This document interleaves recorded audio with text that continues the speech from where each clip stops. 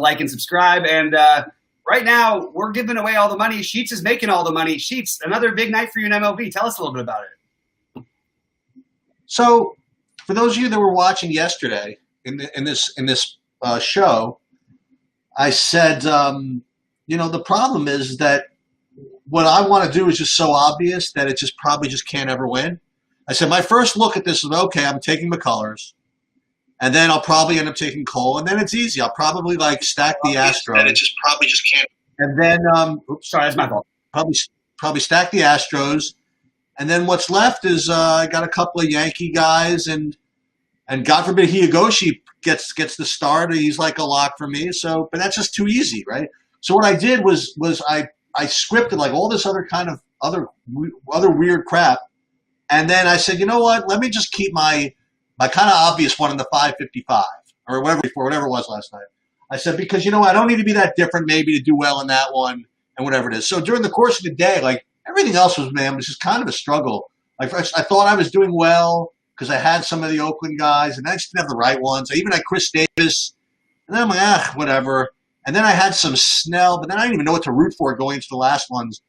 And so then I noticed that the one that was kind of just hanging on cashing was this 444, 555, whatever it was. And I'm like, okay, at least I have a path to victory here.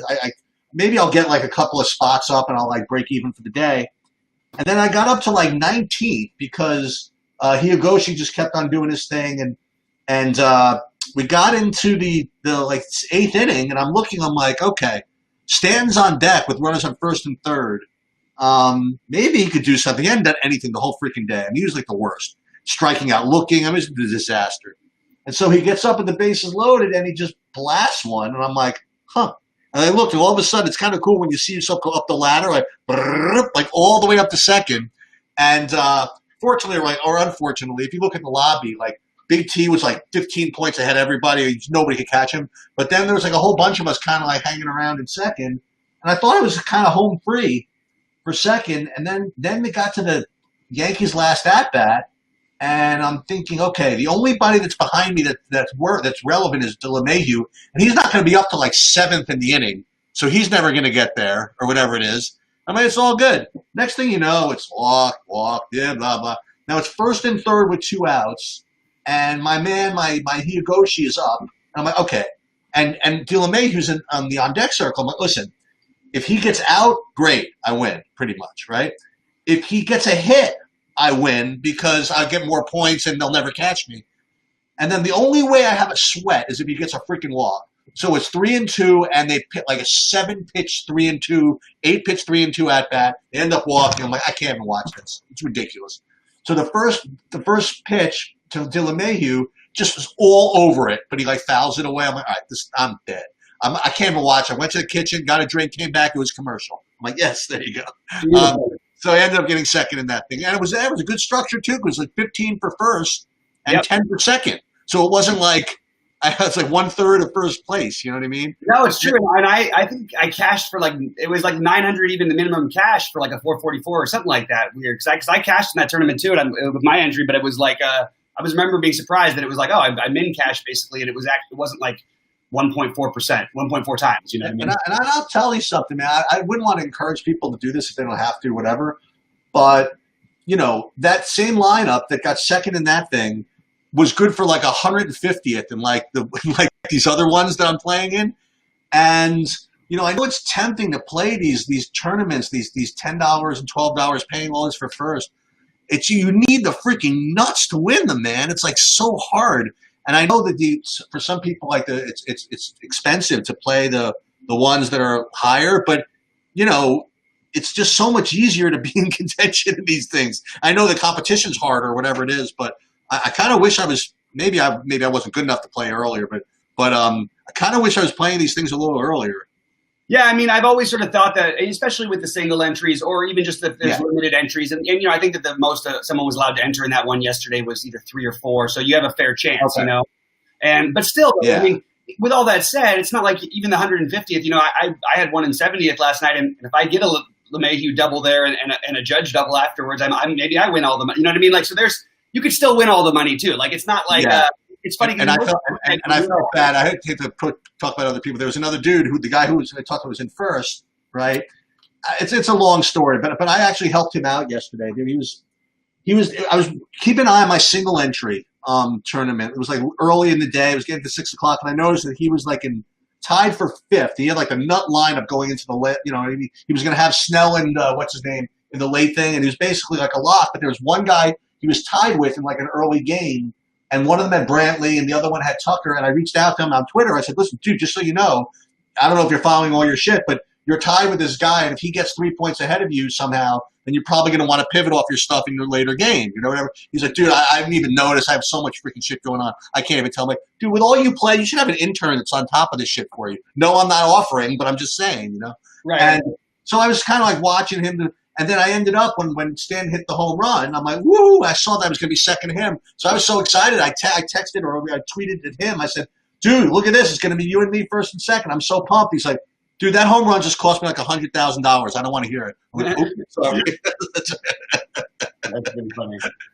But I'm ready. I'm ready for more, man. Ready for more gluttony here. Yeah, let's get it. We got some good tournaments out there today. Really interesting to see some of these lines jumping early on. Let's start with some baseball. I do want to touch on the basketball at the end because there's some big tournaments out there. And cool. I've got some personal thoughts on that one. Well, I can't wait because again, I'm very lazy with the basketball right now. But you know what? You can be lazy up till the last minute. The way it's going right now, we don't even know who's playing yet. So it's kind of okay. That is a good point. All right, let's get it. Let's get it going here. I thought it was. I looked at your lineup yesterday. It was well constructed. You managed to hit the right parts of the chalk, and also the right parts. Like the interesting part to me yesterday was, and we're going to get into it later today. But I guess my first thought on these slates is, and I've said it to you every show we've done since basically everybody came back for them. I don't understand why we don't just make half of our lineup. I think it's half of our lineups have to be just Yankees semi-stacks. I don't understand it. I feel like we're giving up way too much. There's no reason. This team can go off against absolutely anyone. I'll get into them tonight later on. But with their power upside, not to mention the one team that I would argue that might have a better lineup than they do, or the two, the Dodgers and Padres, especially the Dodgers. They're playing in a much, much worse hitter's park, which is odd. They're going to have some tougher pitching up against them, in my opinion. So we'll get into that game. But I mean, going back to what we've been saying, I just want to focus on.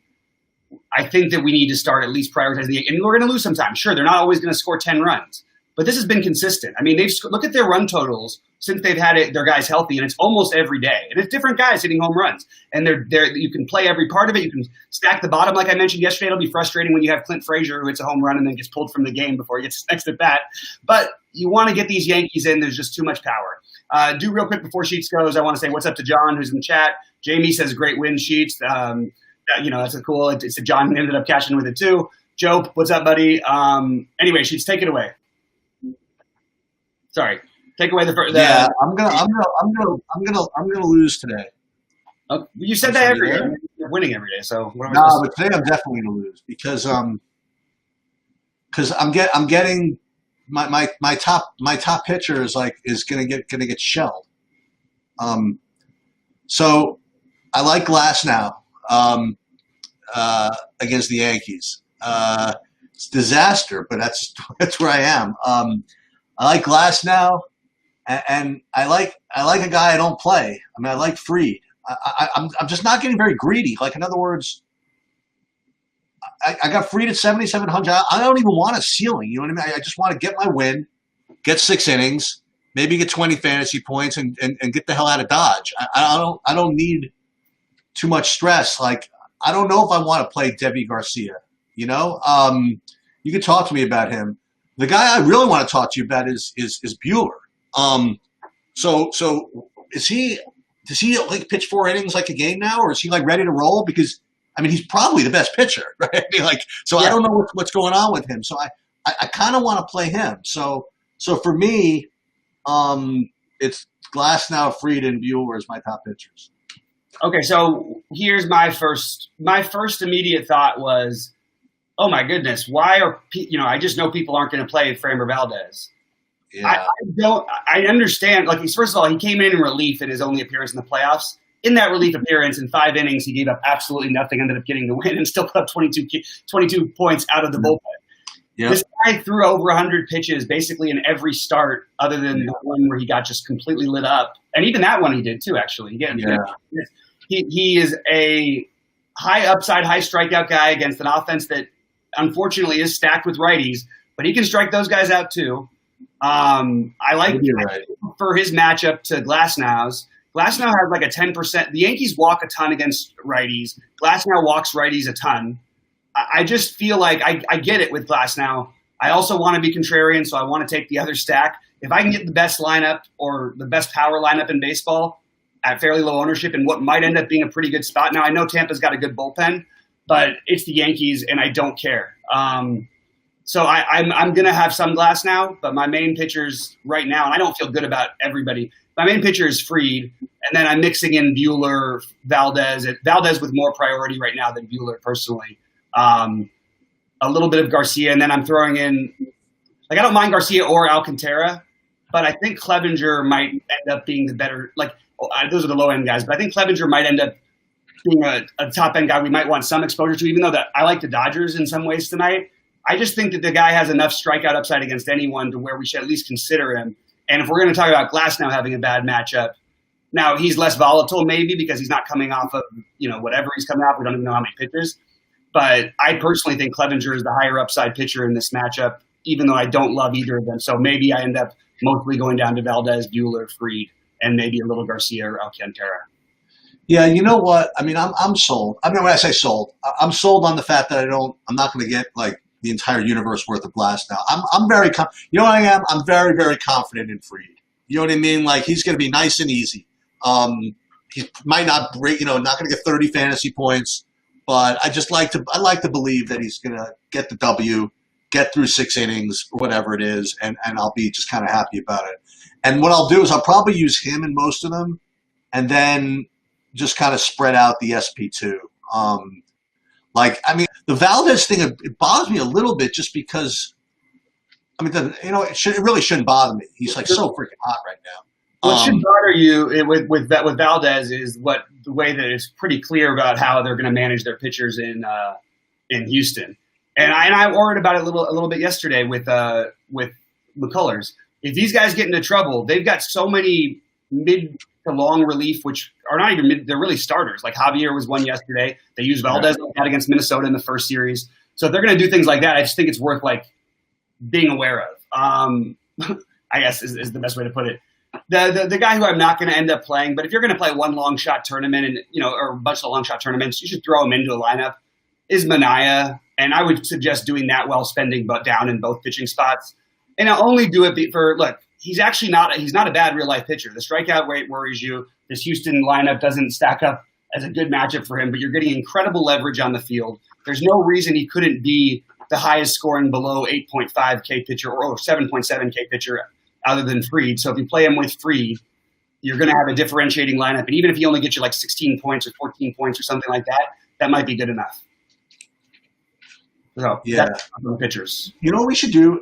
See, I tell you, this position by position thing has really, really helped me because what I like to do is I like to write down my best plays at each position.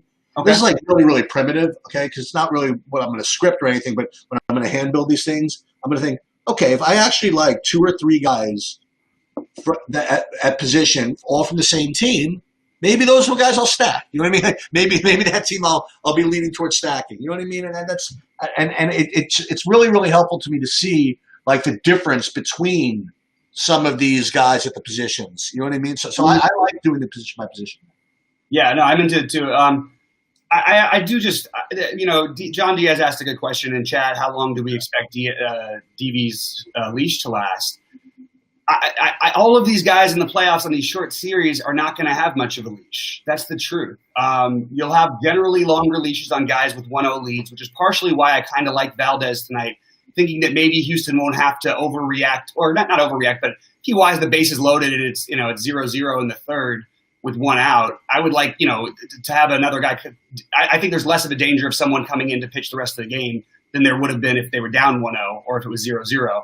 And yesterday we saw them bring Javier in the 5th inning, but that was after McCullers was really struggling and giving up 4 runs already. So if we even assume that Valdez had the longest leash of all these guys, including Glasnow. We were playing him all season long because he has a longer leash. Right. So eliminate Valdez's leash.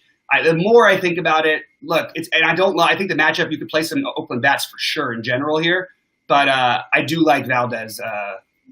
I think is he may be the guy I end up using the most of, even though like I said, all these pitchers, there is a huge bust path, and Buehler is the best. I just don't know with him. I don't know. I don't think in a first game they're going to let him get out of too much trouble. At the same time, I could see him going like 6 innings like it was nothing against anybody. So I don't know, man. It's just it hasn't looked good pitch wise, and I don't think you're going to get the same strikeout rate you got from the Brewers last time you went out there. But I am going to have some of them. I don't feel good about any of them. I don't feel great about any of them. It's not like yesterday where we just – actually, you know what? Yesterday we felt great about Garrett Cole, and he didn't even pitch that great, but at least it was good enough. Anyway, I think we're done with pitching. I was really hoping to get a little more positivity or confidence out of the Buehler situation. You can't. He had a blisters last time. There's no way I can talk about pitchers with blisters because they just nag. You know what I mean? Yeah. I can't have a hot take because they don't have one. Like, even if I was so in touch with the Dodgers and I was watching the bullpen sessions, it doesn't matter if a blister flares up. You know what I mean? Right. Yeah. That's just my thing there. All right, you ready to get over to catcher? You know, one of these days I'm going to learn my lesson. You go to first base all the time? Yeah, we'll do catcher. I just keep forgetting. It makes sense. So you want to do catcher first? So it's funny because catcher and first base, if I'll go first, is I'm getting the kind of a clear favorite for me, and they're both in the same game. So the same team. So this is where I'm probably going to end up with maybe my main lineup. And pitcher where they're against is not bad, but I might end up here.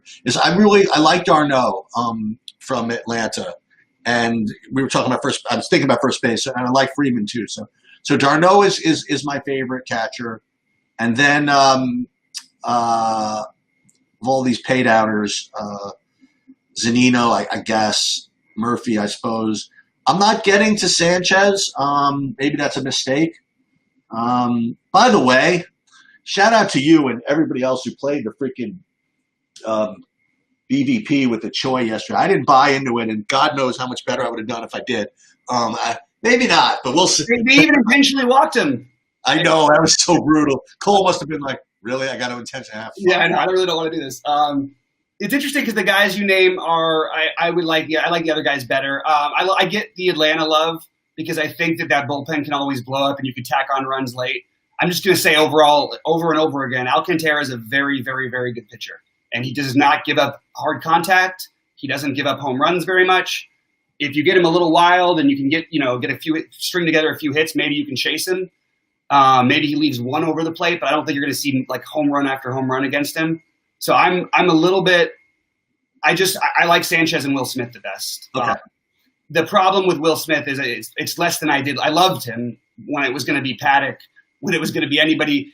Even though Clevenger can give up home runs and I'm still going to have my Dodger hitters, I'm just not going to have quite as much love for them. And I think Gary Sanchez is going with my Yankee stacks. He's actually one of the Yankees that might be actually owned today.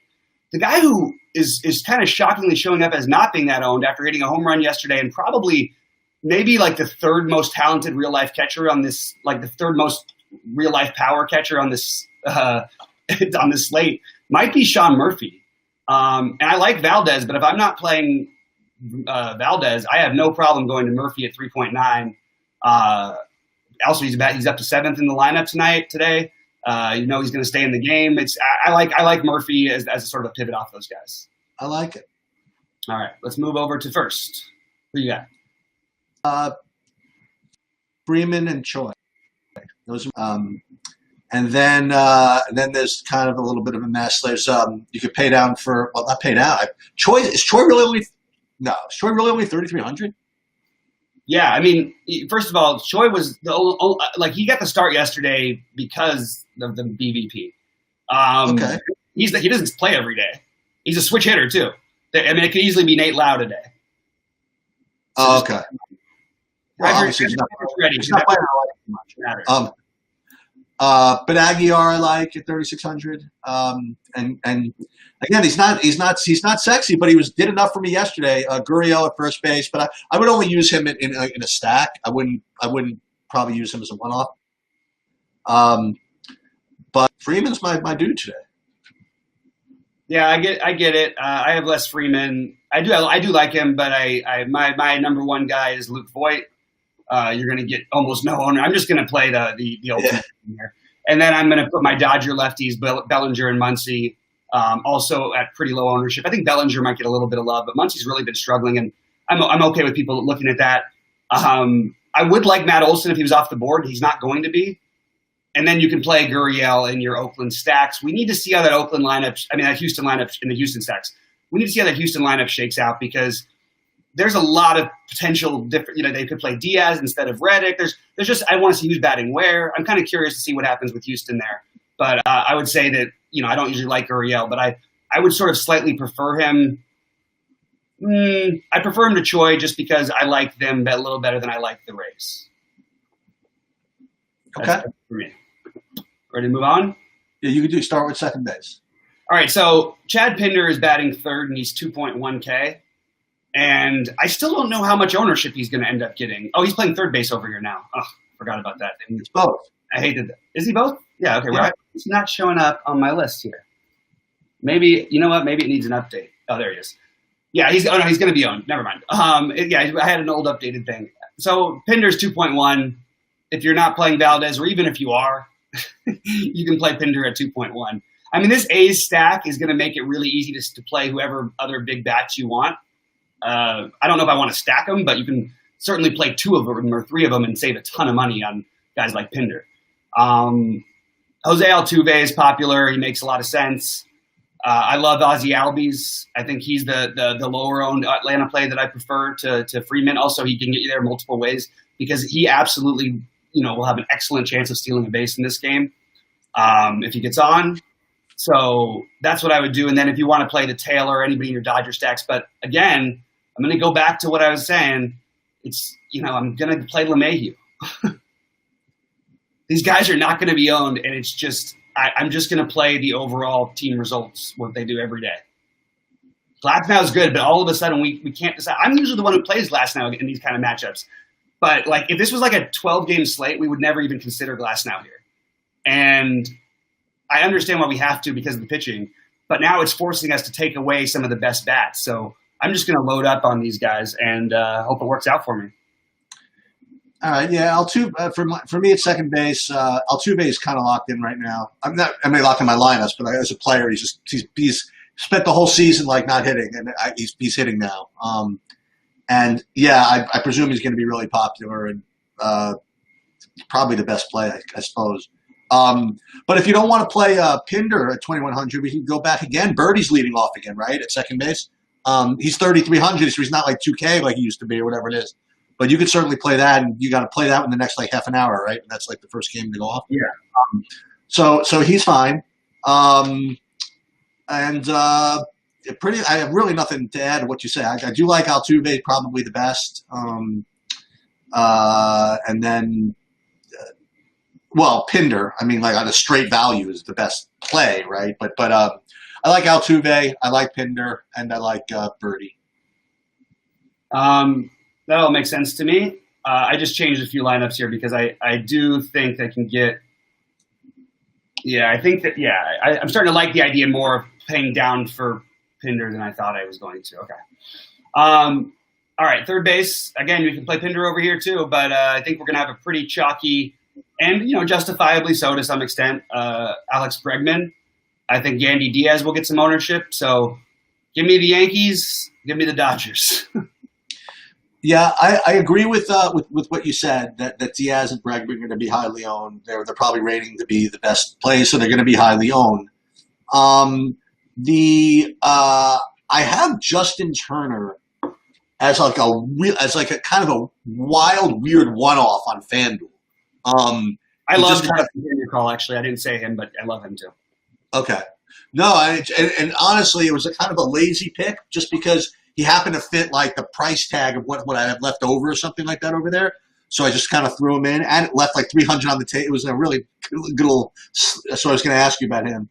But the guy you didn't mention that again is just going to fit into what I'm doing is Austin Riley at 3K. Yeah. So if I'm going to play Atlanta stacks, I just can't not have him at 3K.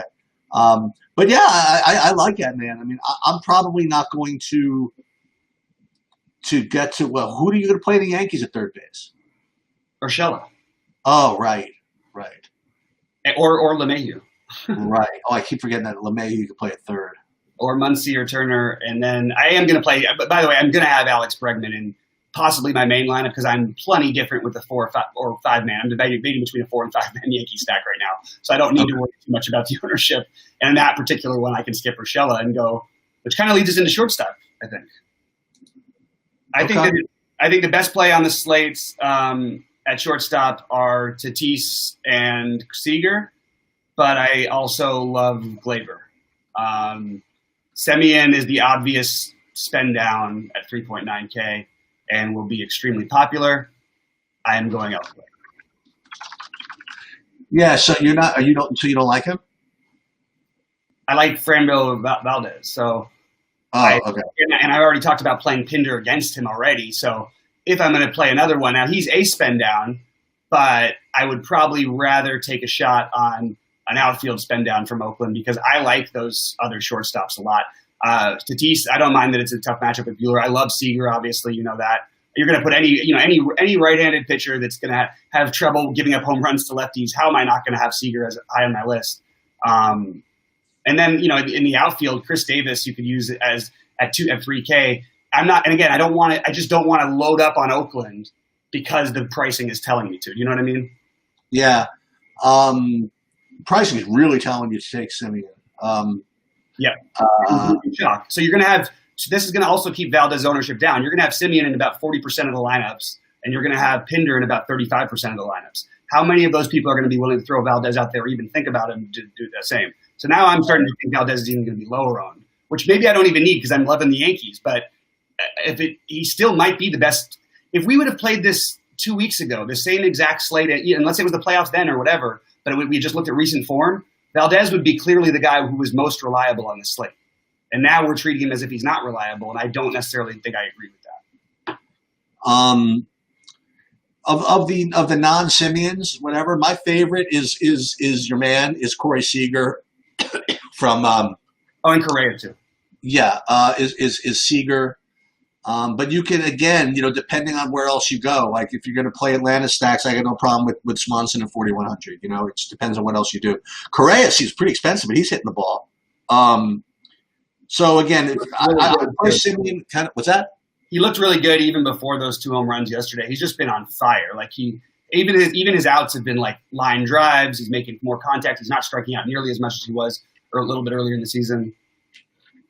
That second home run didn't even look like it was going anywhere. I mean, like it looked like it was like a fly ball to center field. It's crazy. That's that means the ball's carrying. That means usually that the hitter is in the zone because he's hitting it on the sweet spot. Yeah. So I think that in the lineups I don't have Semien, and so I'm not gonna have any Oakland stacks. If you want to know the truth, I mean I'm just gonna be throwing Semien in some one-offs and stuff like that, and maybe Pinder in some one-offs. I'm not gonna have any Oakland stacks. But I'd like Seager as my favorite, just because I like I don't know I like Buehler a little bit, so I don't know how much I want to go grab Tatis. So I like Seager a little better than Tatis today.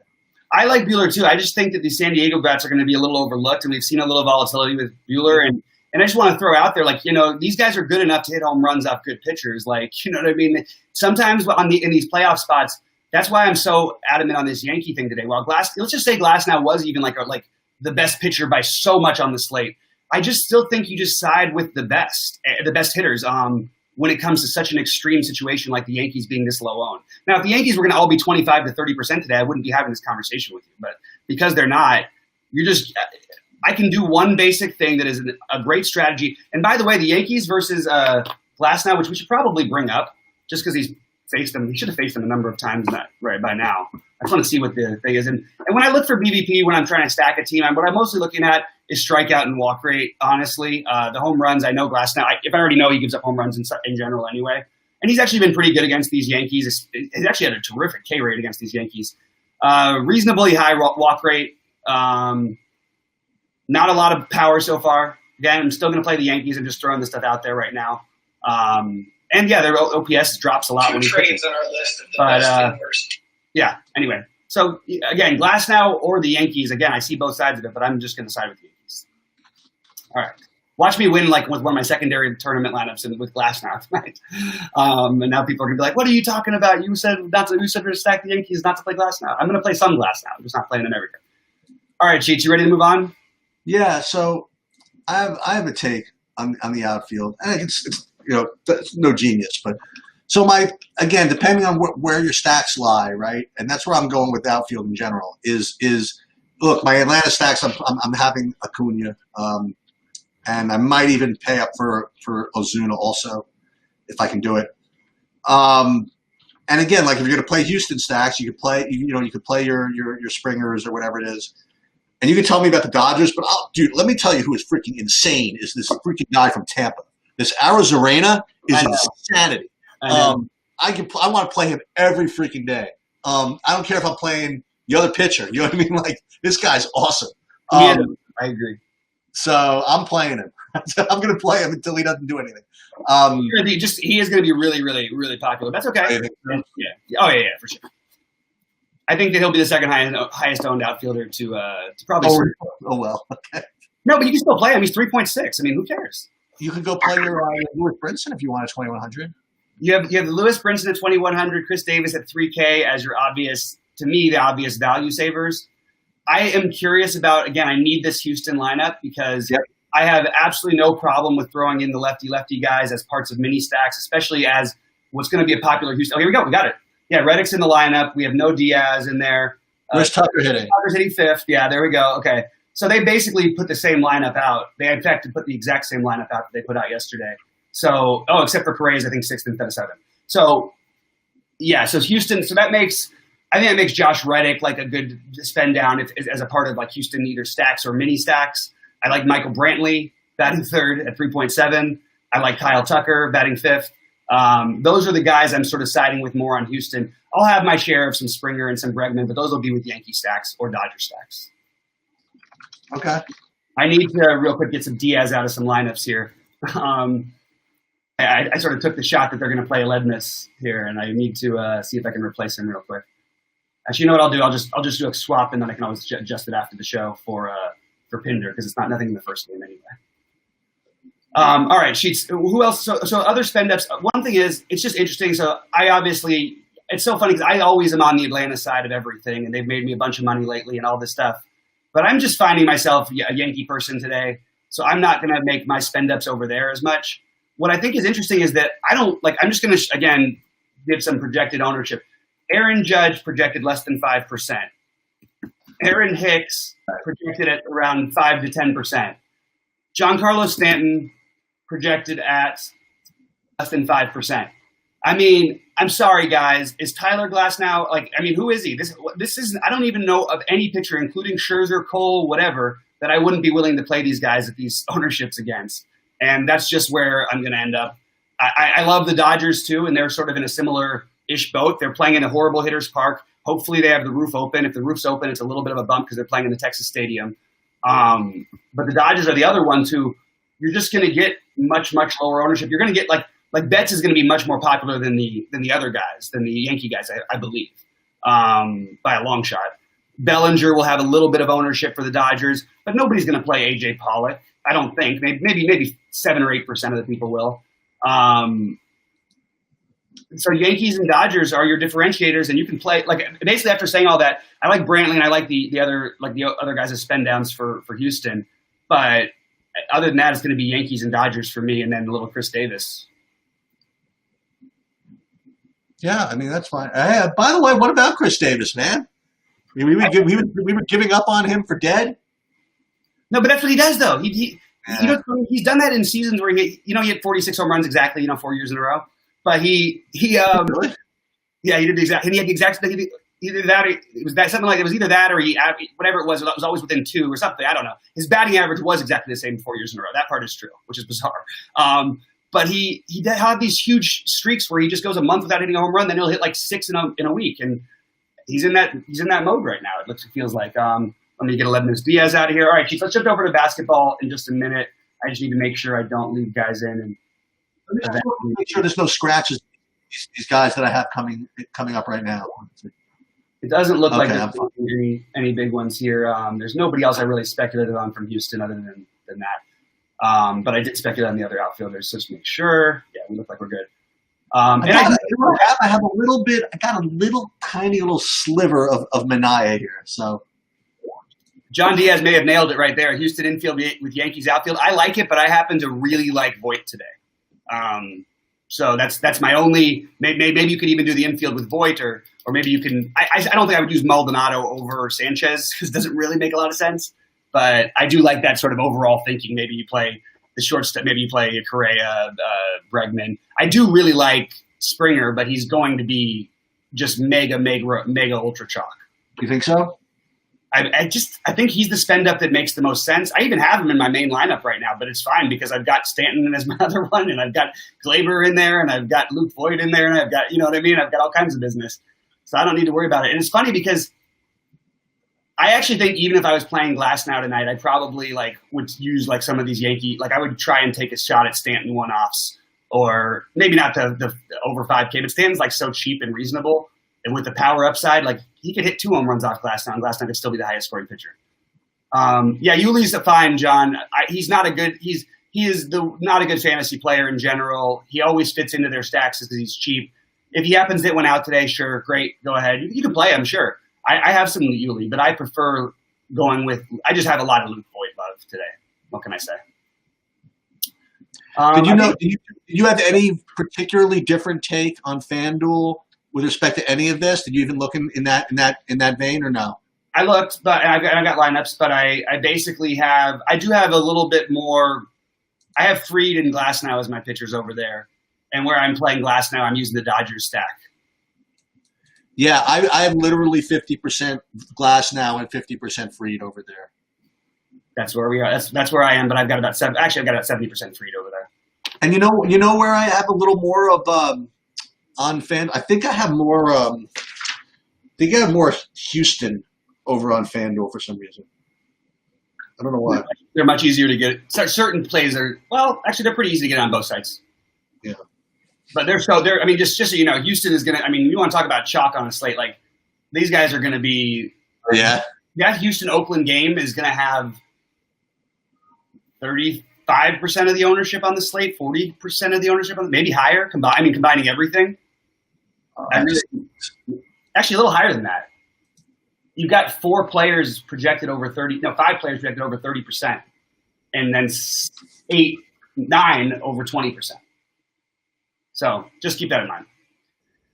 All right, guys, let's get over to some basketball. I'm actually excited. I've only built some lineups. I'm not even going to look at my projections because this is going to be a very flow-related thing. I've been doing really well again on these little one-game showdown things for the most part, and not winning the tournaments, but I keep making a deep run in top 10ing and top 15, whatever.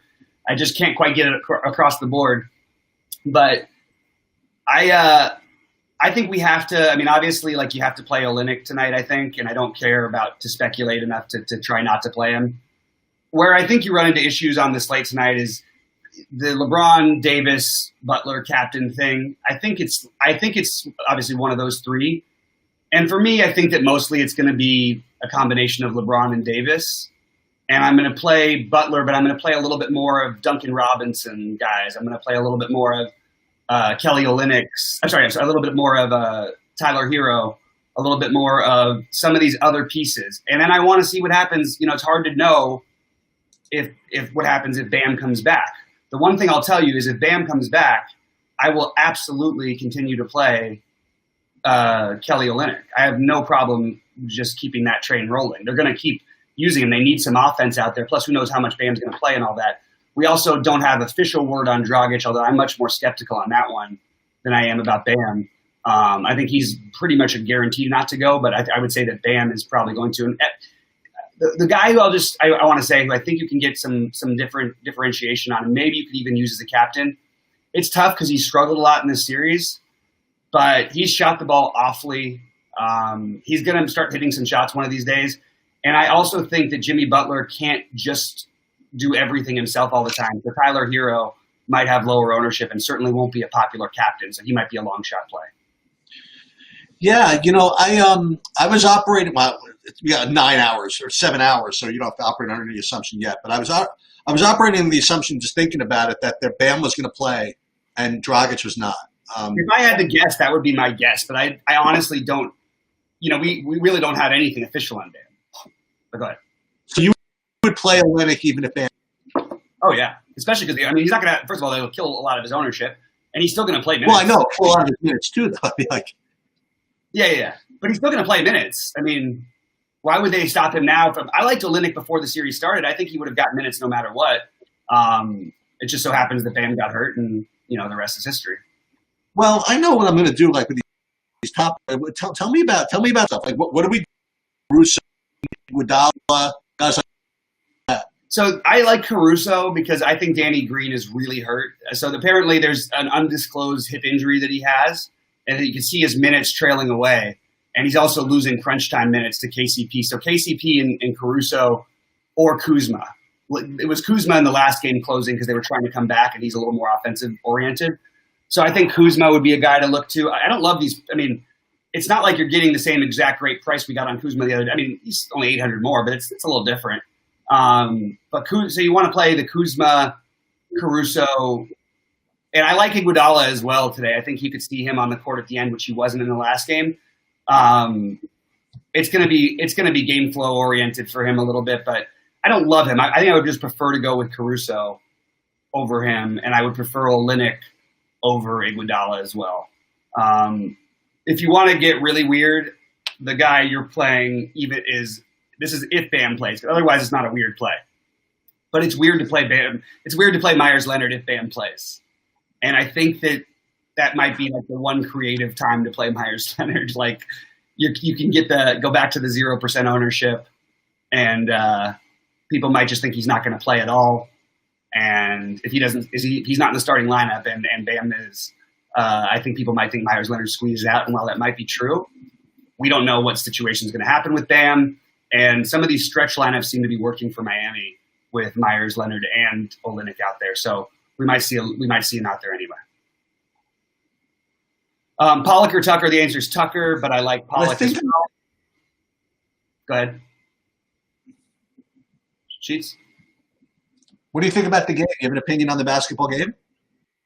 I think that the spread is a little lower than I thought it was going to be, but I'll stick with I'll stick with what I really believe, that people are going to say, oh, it took a superhuman thing to beat the Lakers. Sure. And it took Anthony Davis to get sure.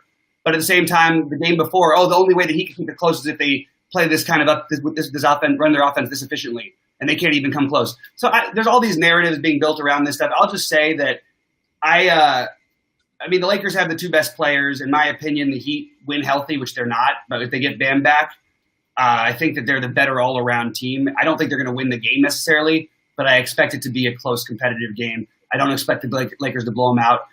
What happened in the first two games also with KCP and even Danny Green in the first one, just catching absolute fire. And people are like, that's what happens when you play LeBron, you get these open shots. And I'm like, yeah, but these guys don't make these open shots all the time. So if they're missing their threes, Miami's going to be right there in this game. Duncan Robinson and Hero have got to stop playing a little bit like, looking like the young guys that they have been.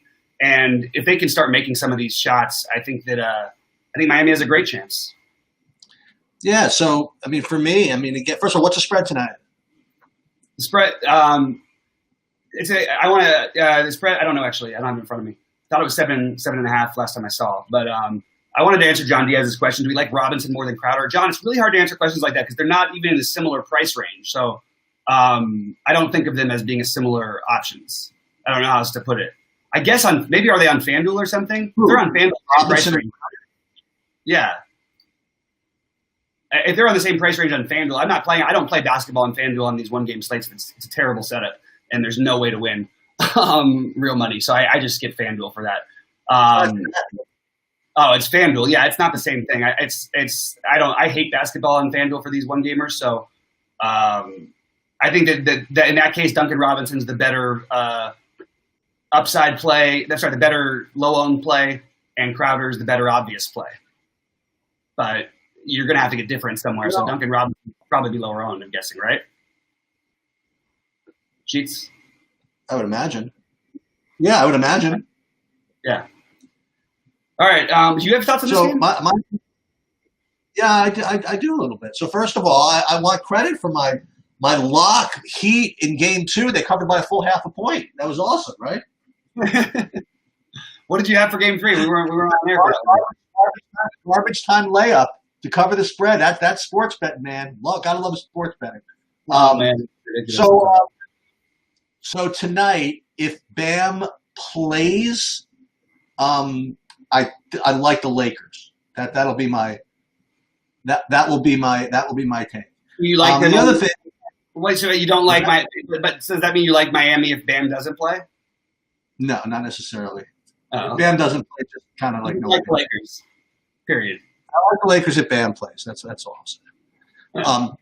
And then the other thing is, like, you guys know already, when it comes to the showdown slate, they're probably one guy I'll probably put in the captain, and 2 guys I'll probably fade. So just Sheets narrative street. We're gonna fade Butler off of that performance, and we're gonna fade Harrow, and we'll totally put Anthony. So that's what we're gonna. You're not fading Harrow, by the way. That's not a fade. You're taking a guy who's not going to be popular. It's not a fade to fade him. You know what I mean? Like, I'm not fading. I'm fading, Thornton Tucker tonight. Horton Tucker or whatever. You know what I mean? But I don't think Hero is going to be popular. Do you? Sure. Really? You do? No. I mean, he's not had I don't think so. He hasn't been playing. And he hasn't done anything. So I don't know. So what do we do? What do we gain by even doing that? So let me just see. Just build it right on the fly. So if I play Davis in the captain, because he had a shitty game, then we'll play James also because he's good at basketball, and we will get rid of Butler just because I'm a glutton for punishment. Then if Bam plays, well, obviously this is if Bam plays. If Bam doesn't play, that would be the ultimate mad scientist play. Still not play Butler. But anyway, I don't think it's that crazy. But I think you have to play Hero then. Yes, I think that's true. And maybe Nunn as well. By the way, I kind of like Nunn as a low-owned play potentially if there is no Bam again. I don't know how low-owned he ends up, but I think that he's actually interesting too. We talked about those other guys, but we didn't mention Nunn, and I do like Nunn a little bit. Well, he may not be. What do you like more? Just point for point. Nunn. I want you to rank these guys. You ready? So it's going to be Nunn, Howard, and Caruso. Caruso for safety, Nunn for upside, then Howard also for upside, but it would be Howard last for sure. Howard's going to have to score more than 14 fantasy points in the game sometime for me to want to play. It's starting to drive me nuts a little bit. He keeps looking like a good play and then doesn't end up getting on the court long enough. I hate that. I know exactly what you mean too. I know exactly what you mean. And they'll start off too with immediately block, dunk, rebound, dunk. Oh, it's the fourth quarter. Here comes Dwight Howard again. We haven't seen you in a while. All right, guys. Hey, thanks for tuning in. Get some QQs in, guys, if there's any more before we get out of here. I see a few of you guys are still watching. Really appreciate you guys hanging out. Remember to give us the thumbs up. Check out BetQL, promo code BobbyFi for 20% off of everything. And, guys, other than that, we will give you about 30 seconds for QQs. And if we don't get any, we'll jump out of here. John, great to have you here. Glad you won the other day on FanDuel basketball. And by the way, I like FanDuel. It's not that it's the one-game slates that there's not a lot of differentiating. So you should just know that it's crazy high variance because you have to take the worst play almost every time to have any chance to differentiate. Why is that? What's the setup over there? All they do is there's no price difference. There's price differences, but there's no first of all, you can play whoever you want. You can fit in basically whoever you want. You can for the MVP, you don't pay more for your MVP. You just decide who's going to score. Oh, that's right. So I just hate that kind of stuff because it's just sure there might be one or two nights where LeBron, AD, or Butler don't do that, but that's almost impossible. I'm gonna fire, and again, this is totally screwing around. I'm gonna fire 10 lineups in the showdown. And you have action on Stake Kings in that thing tonight or no? And which thing? In the showdown? Oh yeah. Oh, I'll fire some action in that. That's how I'll get my exposure to multiple lineups. I'll put 24-24 into yours and I'll have like 88 cents in each lineup. I'll be good. There we go. All right, guys. Hey, thanks for tuning in. Good job to Sheets. Again, another beautiful win. Thanks to the people at BetQL and everything. And we will see you at the top of the leaderboards.